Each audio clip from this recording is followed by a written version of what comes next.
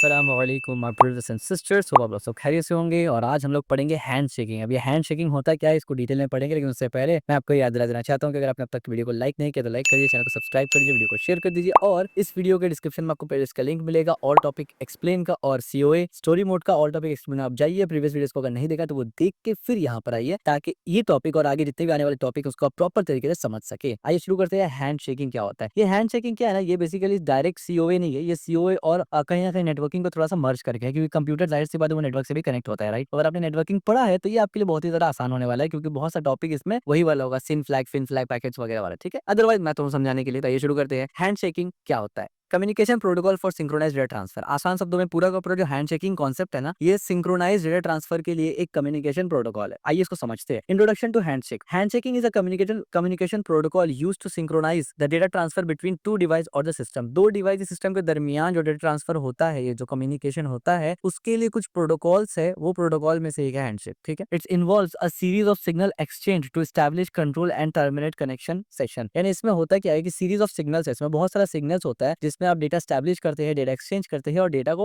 Terminate, not data को, signal को terminate करते हैं। यानी आसान शब्दों में एक सिग्नल भेजेंगे आपके, भैया दे रहा हूँ डेटा ले लो। एक होता है कि डेटा जा रहा है, एक होता है कि डेटा देना हो गया, सिग्नल बंद कर दो। यानी तीन फेज होगा। एक डेटा स्टार्ट करने को, यानी डेटा भेजने से पहले, दूसरा डेटा भेजना है और तीसरा डेटा भेजने के बाद टर्मिनेट करना होता है, ठीक है। Handshake ensure the both sender and the receiver are ready for data transmission and can handle the data correctly, thereby preventing data loss and corruption. यानी हैंडशेकिंग ये बात को खास करके इंश्योर करता है। और हैंडशेक का ये आप बोल सकते हैं कि बहुत बड़ा एडवांटेज भी है कि वो डेटा भेजने से पहले कंफर्म करता है कि भैया आप डेटा लेने के लिए तैयार तो है ना, तभी भेजूंगा, ठीक है। और जब वो बोलता है तैयार है, तब वो डेटा भेजना शुरू करता है और भेजने के बाद बोल भी देता है कि ये आखिरी डेटा, इसके बाद नहीं भेजूंगा डेटा, ठीक है। तो इस तरीके से होता है। तो हैंडशेक में आपको तीन चीजें याद रखना है सबसे इंपॉर्टेंट। एक synchronization, coordinate timing between device, यानी दोनों डिवाइस एक वक्त में होना चाहिए, दोनों को तैयार होना चाहिए कि हाँ डेटा भेजना है, हाँ डेटा भेजो, इस तरीके से, ठीक है। यानी सेंडर रिसीवर। दूसरा verification, ensure both parties are ready. वो वेरिफिकेशन भी करता है कि बोथ रेडी है कि नहीं, सेंडर रिसीवर दोनों रेडी है तभी डेटा भेजना स्टार्ट होगा। तीसरा protection, prevent data loss and corruption. अब ये दोनों चीज जब अप्लाई करते हैं तो ऑटोमेटिकली डेटा प्रिवेंशन यानी प्रिवेंट डेटा लॉस हो जाता है, ठीक है।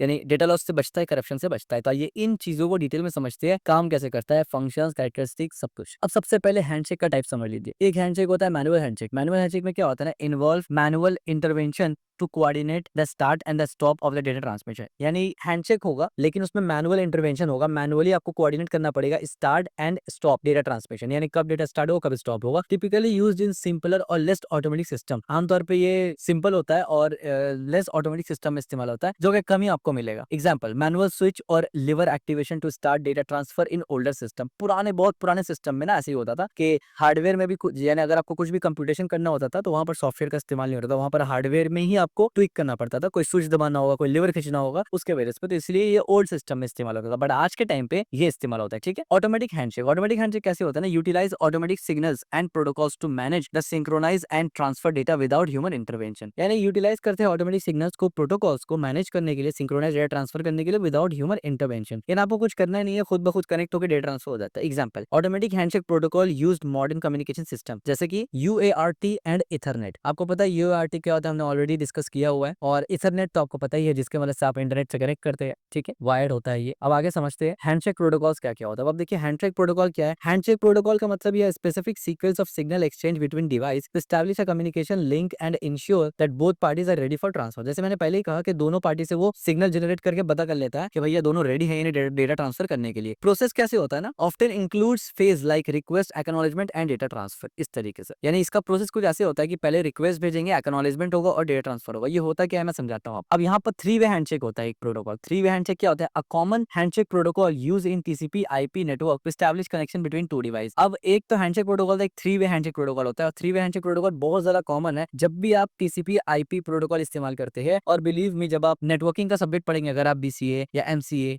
बीटेक या एमटेक या सीएसआईटी का कोई भी मतलब बैचलर्स या मास्टर्स डिग्री पढ़ रहे हैं, तो उसमें हाई चांसेस है कि आपके पास या तो एक पूरा सब्जेक्ट होगा नेटवर्किंग के ऊपर, या फिर किसी और सब्जेक्ट में बड़ा चैप्टर होगा नेटवर्किंग के ऊपर। और जो भी होगा इन दोनों में से, उनमें टीसीपी आईपी सबसे डिटेल डिस्कस किया जाएगा और आईओएस मॉडल को बहुत डिटेल डिस्कस किया जाएगा, जिसमें 7 लेयर्स वगैरह आता है। उनमें से एक है टीसीपी आईपी। यानी बेसिकली टीसीपी आईपी आईएसओ उस पर मैंने दिया था, वो अलग टॉपिक है, but TCP IP basically networking का कोर टॉपिक है, ठीक है। तो वहां पर थ्री वे हैंडशेक बहुत ज्यादा कॉमन है। इसका काम, ये इसका प्रोसेस कैसे होता है, इन्वॉल्व 3 स्टेप। यहाँ पर 3 स्टेप इन्वॉल्व होता है। यानी सबसे पहले सिंक्रोनाइजेशन रिक्वेस्ट भेजेगा, उसके बाद एक्नॉलेजमेंट रिक्वेस्ट भेजेगा, उसके बाद रिस्पॉन्स पे एक्नॉलेजमेंट भेजेगा टू फाइनलाइज द कनेक्शन, ठीक है। यानी किस तरीके से, आप देखिए देखिए 3 वे हैंडशेक कैसे काम करता है, वो सिंक फ्लैग भेजेगा सर्वर को, यानी ये क्लाइंट है, मान लीजिए मैं यूजर हूँ और मुझे इंस्टाग्राम पे कुछ करना है, तो सबसे पहले मैं कनेक्ट करने के लिए सबसे पहले मैं सिंक फ्लैग भेजूंगा सर्वर को। जैसे सिंक फ्लैग भेज दिया, सर्वर हमको सिंक एक्नॉलेजमेंट भेजेगा, यानी सर्वर को मेरा जो रिक्वेस्ट जो मैंने किया है, जो भी चीज के लिए, कुछ डाउनलोड करना, कुछ अपलोड करना, सर्वर को वो मिल चुका है, तो सर्वर सिंक के साथ एक्नॉलेजमेंट फ्लैग भेजेगा कि हाँ हम एक्नॉलेज कर लेते हैं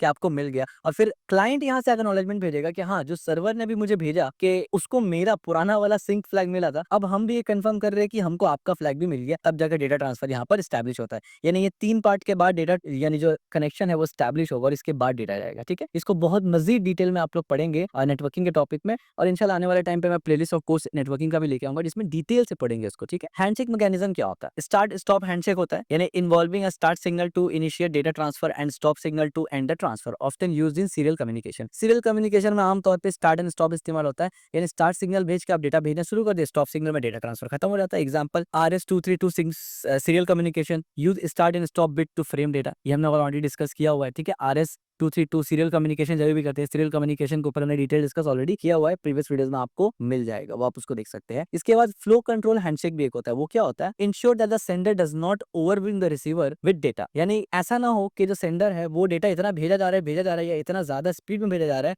जो रिसीवर बेचारा रिसीव ही नहीं कर पा रहा। ठीक है, it involves signal to control the rate of data transfer and prevent buffer overflow. Buffer overflow क्या होता है ना, कि मान लीजिए, इसका एग्जांपल मैंने इससे पहले भी कई मर्तबा दिया हुआ है, नेटवर्क में बहुत डिटेल से दूंगा मैं। इसमें होता ही है कि मान लीजिए आप कुछ डाउनलोड कर रहे हैं, अब जो सर्वर से आप डाउनलोड कर रहे हैं उसको, वो जो डेटा सेंड कर रहा है आपके कंप्यूटर में, उसका स्पीड है 200 एमबीपीएस सेंड करने का, और आपका रिसीव करने का स्पीड 60 एमबीपीएस है। तो भाई पॉसिबल कैसे है कि वो जितने स्पीड में भेजे आप रिसीव कर ले? नामुमकिन है। तो अगर यहाँ पर कोई मैकेनिज्म ऐसा ना हो कि वो जितना डेटा भेज रहा है उसको टेम्परेरी होल्ड किया जाए और आपको उतना ही डेटा भेजा जाए, यानी आपके कंप्यूटर में उतना ही डेटा आए पर सेकंड जितना आपका कंप्यूटर कंपैटिबल है, अगर ऐसा मैकेनिज्म होगा तो उसको हम लोग बोलेंगे बफर मैकेनिज्म, और अगर ऐसा नहीं होगा तो बफर ओवरफ्लो हो जाएगा, यानी डेटा वेस्ट और करप्ट हो जाएगा। ठीक हो गया। एग्जांपल जैसे कि एक्सॉन है, एक्सऑफ है, सॉफ्टवेयर फ्लो, और यहाँ पर आरटीएस और सीटीएस है, यानी request to sender, clear to sender और फ्लो कंट्रोल मैकेनिज्म, यानी ऐसा मैकेनिज्म भी होता है तभी जाके आप इंटरनेट से जब डाउनलोड करते हैं। जाहिर सी बात स्पीड सेम नहीं होता, तो वो मैनेज होता है, तो वो मैनेज ऐसे ही मैकेनिज्म से होता है। ठीक है, हैंडशेक प्रोसेस क्या होता है ये समझ लेते हैं। रिक्वेस्ट फॉर डेटा ट्रांसफर, अब डेटा ट्रांसफर करने के लिए अगर मुझे रिक्वेस्ट करना है, the sender request permission to data to transmit data, यानी जो सेंडर है जो डेटा भेज रहा है वो सबसे पहले परमिशन लेगा डेटा ट्रांसमिट करने के लिए। दिस रिक्वेस्ट इज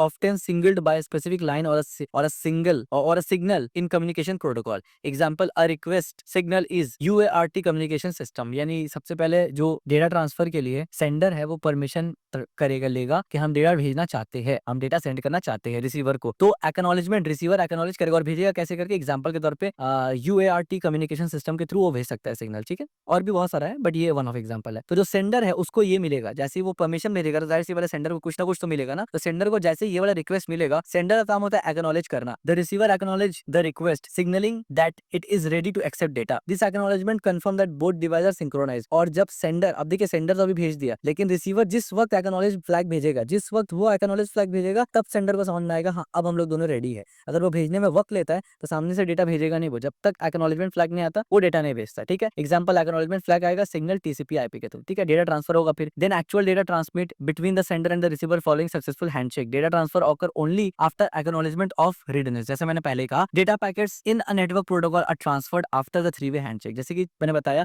कि जब तक ये एक्नॉलेजमेंट और ये ना हो जाए, 3-वे हैंडशेक जब तक ना हो जाए तब तक ये डेटा ट्रांसफर नहीं होता। उसके बाद जब ट्रांसफर हो गया डेटा, देन टर्मिनेशन होगा। After data transfer, a termination signal और a sequence is to use to send the communication session. This ensure that the resource are related and no further data transmit. यानी termination में क्या होता है कि fin flag आप भेजते हैं एंड में, यानी डेटा पूरा ट्रांसफर हो गया, अब आप फिन फ्लैग भेज के बता देते हैं सामने वालों को कि आपको वेट करने की जरूरत नहीं, जो डेटा भेजना तो वो भेज दिया, क्योंकि पता भी तो होना चाहिए ना, क्योंकि रिसीवर को आमतौर पर नहीं पता होता कितना डेटा आने वाला है। ये फ्लैग से पता चलता है कि भैया डेटा आना बंद हो जाएगा, अब वो डेटा नहीं आएगा। ठीक है, अदरवाइज अगर ये फ्लैग नहीं भेजेंगे, उसको लगेगा डेटा आ सकता है अभी भी, तो प्रॉब्लम क्रिएट हो सकता है, इसलिए टर्मिनेशन भी होता है। एप्लीकेशन क्या है, सीरियल कम्युनिकेशन के लिए इस्तेमाल करते हैं इसका। Handshake is used in serial communication to ensure proper synchronization and error free data transfer. जैसे मैंने पहले ही कहा, एग्जांपल इस्तेमाल करता है UART handshake for serial ports in computers. बढ़िया। नेटवर्किंग में इस्तेमाल होता है इसका। Handshake protocol are fundamental in establishing and maintaining network connection. जैसे मैंने कहा फंडामेंटल चीज यही है है नेटवर्किंग का पूरा, और पूरा ऊपर नेटवर्किंग इसी के ऊपर यानी काइंड ऑफ हैंडशेक के ऊपर, पूरा का पूरा तो नहीं बोल सकते बट एक बड़ा पार्ट हैंडशेक के ऊपर डिपेंड करता है। और आपके एग्जाम पॉइंट ऑफ व्यू से देखें तो, या जॉब पॉइंट ऑफ व्यू से, या cyber security ethical hacking point of view से भी देखें तो नेटवर्किंग में यही चीज सबसे बड़ा टॉपिक आता है। ठीक है, example TCP three way handshake और एस्टैब्लिशिंग और reliable connection between networks and devices. Peripheral device used to manage communication between a computer and peripheral device such as printers, hard drive, disk drive and modems. Example handshake is in printing communication protocols वगैरह। तो देखिए इससे एक चीज आपको और पता चलता है ना कि ये जो कम्युनिकेशन प्रोटोकॉल्स है ना, ये सिर्फ इंटरनेट पे काम नहीं करता। क्योंकि जो लोग, अब देखिए अगर कोई सीओए नहीं पढ़ा है, सिर्फ उसने नेटवर्किंग पढ़ा है, और बहुत से लोग जो नेटवर्किंग पढ़ते हैं वो ये सोचते हैं कि हैंडशेक सिर्फ नेटवर्किंग में इस्तेमाल होता है, यानी टीसीपी आईपी में, जबकि ऐसा नहीं है। हैंडशेक अलग अलग जगह, अलग अलग सिनेरियो में इस्तेमाल होता है। हैंडशेक किसी का जागीर नहीं है, हैंडशेक एक तरीका है। वो तरीका अलग अलग जगह जब इस्तेमाल होता है उनके तरीके से इस्तेमाल होता है। तो सीरियल कम्युनिकेशन जहां भी होगा हैंडशेक इस्तेमाल हो सकता है। नेटवर्किंग में हैंडशेक फंडामेंटल है, यानी वहां पर हैंडशेक इस्तेमाल होता ही होता है। ठीक है, तो ये समझना जरूरी है आपको कि हैंडशेक एक टेक्निक है, एक स्ट्रेटेजी है। ठीक है, एडवांटेज क्या है? Reliable data transfer, ensure the data is transmitted accurately by confirming readiness and synchronize between the device, reduce error and data loss. यानी मेन एडवांटेज हैंडशेक का क्या होता है? यही होता है कि भाई डेटा लॉस वगैरह ना हो, रिलायबल डेटा ट्रांसफर हो। तो जहां कहीं भी ये चीज जरूरत पड़ेगा आप हैंडशेक को इस्तेमाल कर सकते हैं। Flow control manages the rate of the data transfer, preventing buffer overflow and ensure smooth connection. जहां भी बफर ओवरफ्लो का प्रॉब्लम हो सकता है, जो कि मोस्ट ऑफ द टाइम हो ही सकता है आपको, यानी ये चीज एक ऐसा है कि जिसका आपको कंट्रोल नहीं होता, मैकेनिज्म बफर ओवरफ्लो का डालना ही पड़ेगा। तो हैंडशेक में वो ऑलरेडी मैकेनिज्म आता है। Benefit, prevent data loss due to overwhelming the receiver. बढ़िया। डिसएडवांटेज क्या है वो भी समझ लीजिए। हर चीज का एडवांटेज के साथ डिसएडवांटेज भी आता है, कोई भी चीज यूनिवर्सल नहीं है। ठीक है, increase overhead, the handshake process introduce additional overhead due to the exchange of protocol signals. यानी जाहिर सी बात है ये एक्स्ट्रा चीजों को ऊपर में ऐड कर देगा ताकि आप ये चीज इस्तेमाल करें। मे reduce the efficiency of data transfer, data transfer का एफिशिएंसी थोड़ा सा प्रॉब्लम हो जाता है, यानी डेटा ट्रांसफर का रेट थोड़ा सा कम हो सकता है। That's one of the reasons why जब आप नेटवर्किंग पढ़ेंगे तो आप वहां पर पढ़ेंगे एक टीसीपी प्रोटोकॉल होता है, एक यूडीपी प्रोटोकॉल होता है। जब आपको फास्टेस्ट ट्रांसफर करना होता है विदाउट इस चीज का कि भाई डेटा रिलायबली तरीके से जाए या ना जाए, करप्शन से आपको उतना फर्क नहीं पड़ता, या फिर आपको डेटा सिक्योरिटी से उतना फर्क नहीं पड़ता, तो आप टीसीपी ना इस्तेमाल करके यूडीपी इस्तेमाल करते हैं, राइट। तो वो हम लोग नेटवर्किंग में पढ़ेंगे। Complexity, implementing and managing handshake protocol adds complexity to communication system. Of course जैसे ही आप हैंडशेक इंक्लूड करते हैं तो प्रोटोकॉल इंक्लूड करते हैं, कॉम्प्लेक्सिटी बढ़ जाता है। Impact, requiring careful design and implementation to ensure reliable operation. Conclusion, in this unit we dive into essential concept of serial communication, IO controllers and data transfer mechanism critical for computer system operation. Serial communication, a method of transmitting data one bit at a time, plays a pivot role in connecting and managing peripheral device with the efficient and simplicity. ये जो पूरा unit है, unit से मुराद previous कुछ video जहां से हम लोग सीरियल कम्युनिकेशन पढ़ना शुरू किए थे, हमने वहां पर सीरियल कम्युनिकेशन पढ़ा, आईओ कंट्रोल्स पढ़ा, डेटा ट्रांसफर मैकेनिज्म पढ़ा, जो कि कंप्यूटर सिस्टम के लिए बहुत क्रिटिकल होते हैं ऑपरेशन वगैरह करने के लिए। और सीरियल कम्युनिकेशन में हमने ये मेथड पढ़ा कि ट्रांसफर सीरियल कम्युनिकेशन में होता क्या है, यानी सीरियल कम्युनिकेशन क्या होता है, basically one bit at a time ही ये सेंड करेगा। ठीक है, पेरिफेरल डिवाइस, और किस तरीके से कंप्यूटर सिस्टम प्रॉपर तरीके से एक दूसरे से बात कर सके, ये हम लोग बेसिकली सीरियल कम्युनिकेशन में पढ़ते हैं। Understanding IO controls function highlight their crucial role in managing data exchange between the CPU and external devices, ensuring smooth and orderly operation within the computer system। और सीरियल कम्युनिकेशन को जब apply करते हैं तो IO controls पढ़ के हमने apply किया। आईओ कंट्रोल से ये होता है कि ये फीचर हाईलाइट करता है कि भाई डेटा ट्रांसफर रेट जो है, या डेटा जो एक्सचेंज होगा सीपीयू और एक्सटर्नल डिवाइस के दरमियान, ये स्मूथ तरीके से हो, ऑर्डरली हो और सही तरीके से एफिशिएंटली हो सके। इसके बाद हमने पढ़ा asynchronous data transfer which operates without synchronous clock signals, provide a flexibility in communication but required effective management and ensure data integrity. यानी इसके बाद फिर हम लोगों ने पढ़ा सिंक्रोनाइज के बाद asynchronous data transfer. Asynchronous data transfer में क्या होता है? Which operates without synchronous clock, यानी क्लॉक पल्स से ही नहीं चलता, और ये एक्स्ट्रा आपको फ्लेक्सिबिलिटी प्रोवाइड करता है इफेक्टिव मैनेजमेंट के लिए। लेकिन एक प्रॉब्लम है कि डेटा इंटीग्रिटी अगर आपको चाहिए, जो कि सिंक्रोनाइज या सीरियल कम्युनिकेशन में मिलता है, वो आपको यहाँ पर थोड़ा कम मिलता है असिंक्रोनाइज में। तो इसके लिए आपको मैनेजमेंट करना पड़ेगा अच्छे से कि भाई डेटा इंटीग्रिटी और रिलायबिलिटी बना हुआ है। ठीक है, technique such as stroke control and handshake protocol are essential in coordinating data transfer, enhancing synchronize and minimize error. और इसी चीज को, यानी ये जो इंटीग्रिटी, डेटा का इंटीग्रिटी को बढ़ाने के लिए ही असिंक्रोनाइज जो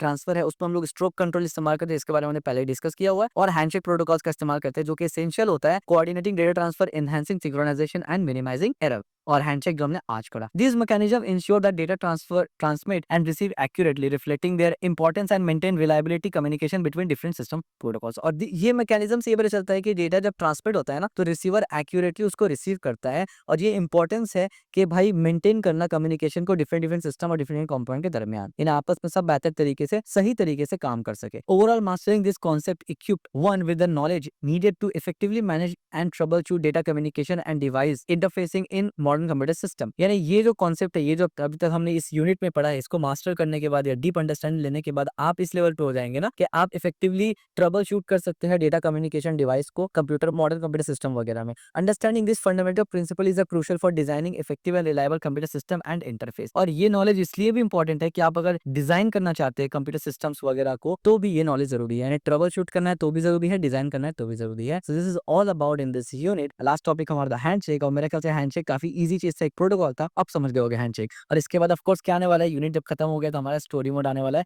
जिसमें इस यूनिट में जितना भी टॉपिक सीरियल कम्युनिकेशन से लेके इस हैंडशेक तक जो भी हमने पढ़ा उसको हम लोग रिलेट करने की कोशिश करेंगे। एक कंप्यूटर ऑर्गेनाइजेशन एंड आर्किटेक्चर में ये कैसे करके रिलेट होता है, और फिर हम लोग समझने की कोशिश करेंगे कि जो अलग अलग टुकड़ों में हमने एक टॉपिक अब तक पढ़ा, सीरियल कम्युनिकेशन से लेके हैंडशेक तक, वो आपस में मिल के साथ में पूरे कंप्यूटर के अंदर काम कैसे करते हैं। तो अगर वीडियो पसंद आया तो इस वीडियो को लाइक जरूर करना, चैनल को सब्सक्राइब जरूर करना और इस वीडियो को शेयर जरूर करना।